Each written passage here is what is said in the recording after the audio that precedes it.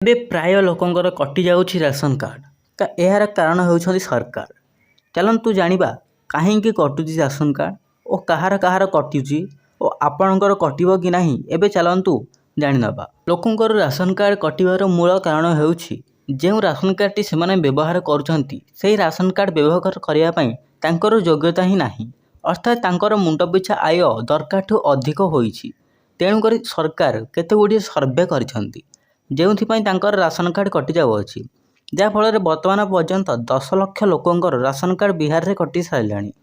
ଏବେ ବର୍ତ୍ତମାନ ଓଡ଼ିଶାକୁ ଆସିଛି।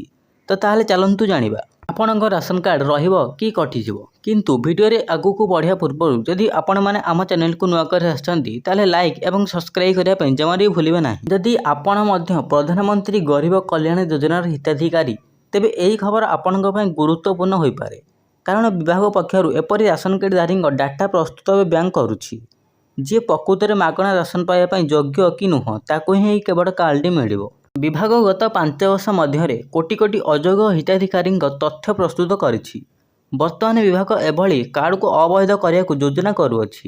ତେବେ ସରକାର କୌଣସି ସରକାରୀ ଘୋଷଣା କରିନାହାନ୍ତି। କିନ୍ତୁ ବିଭାଗୀୟ ଅଧିକାରୀମାନେ ବିଶ୍ୱାସ କରନ୍ତି ଯେ କାରଣରୁ ଯୋଗ୍ୟ ବ୍ୟକ୍ତିଙ୍କ ଅଧିକାର ଉଲ୍ଲଂଘନ ହେଉଛି। କିଏ ପ୍ରକୃତରେ ମାଗଣା ରାସନ ପାଇବାକୁ ହକଦାର ସେ ରାସନ ପାଇବାରେ ସକ୍ଷମ ନୁହନ୍ତି।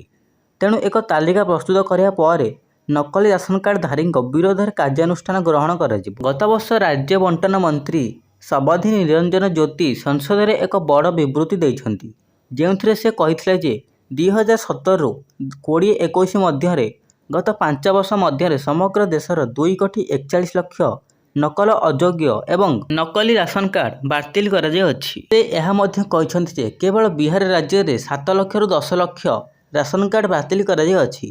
ତେବେ ସେଠାରେ ପ୍ରତ୍ୟେକ ରାଜ୍ୟର ବିଭାଗ ନକଲି ରାସନ କାର୍ଡ଼ ତାଲିକା ପ୍ରସ୍ତୁତ କରୁଛନ୍ତି। ଏହା କୁହାଯାଇଛି ପ୍ରତ୍ୟେକ ରାଜ୍ୟର ଲକ୍ଷ ଲକ୍ଷ କାର୍ଡ଼ଧାରୀଙ୍କ ପାଇଁ ଯେଉଁମାନେ ପ୍ରକୃତରେ ଯୋଗ୍ୟ ନୁହନ୍ତି ସେମାନଙ୍କ ରାସନ କାର୍ଡ଼ କାଟି ଦିଆଯିବ। ଅର୍ଥାତ୍ ଯେଉଁମାନଙ୍କର ମାସିକ ଆୟ 25,000 ଟଙ୍କାରୁ ଅଧିକ ଏବଂ ବ୍ୟାଙ୍କ ବାଲାନ୍ସ 20 ଲକ୍ଷ ଟଙ୍କାରୁ ବି ଅଧିକ ଅଛି ଏବଂ ତାଙ୍କର କୌଣସି 4 ଚକିଆ ଗାଡ଼ି ଅଛି, ତାହେଲେ ତାଙ୍କର ରାସନ କାର୍ଡ଼ଟି କଟିଯିବ।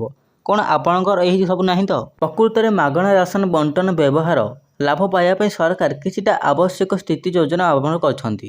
ଯେପରିକି ରାସନ କାର୍ଡ଼ଧାରୀମାନେ ଟିକସ ଦେବା ଉଚିତ ନୁହେଁ। ଆହୁରି ମଧ୍ୟ ସେ ଦରିଦ୍ର ସୀମାରେଖା ତଳେ ବାସ କରନ୍ତି, ଅର୍ଥାତ୍ ତାଙ୍କର ବାର୍ଷିକ ଆୟ 2 ଲକ୍ଷରୁ ଅଧିକ ହେବା ଉଚିତ ନୁହେଁ। ଏହା ବ୍ୟତୀତ ତାଙ୍କ ଘରେ 4 ଚକିଆ ଯାନ ରହିବା ମଧ୍ୟ ଉଚିତ ନୁହେଁ।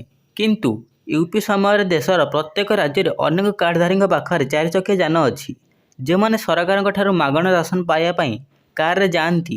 ସେହିପରି ଲୋକଙ୍କୁ ଚିହ୍ନଟ କରାଯାଉଅଛି, ଯାହାଦ୍ୱାରା ଅଭାବୀ ବ୍ୟକ୍ତିଙ୍କ ଯୋଜନା ସର୍ବାଧିକ ଲାଭ ଉଠାଇ ପାରୁଛନ୍ତି।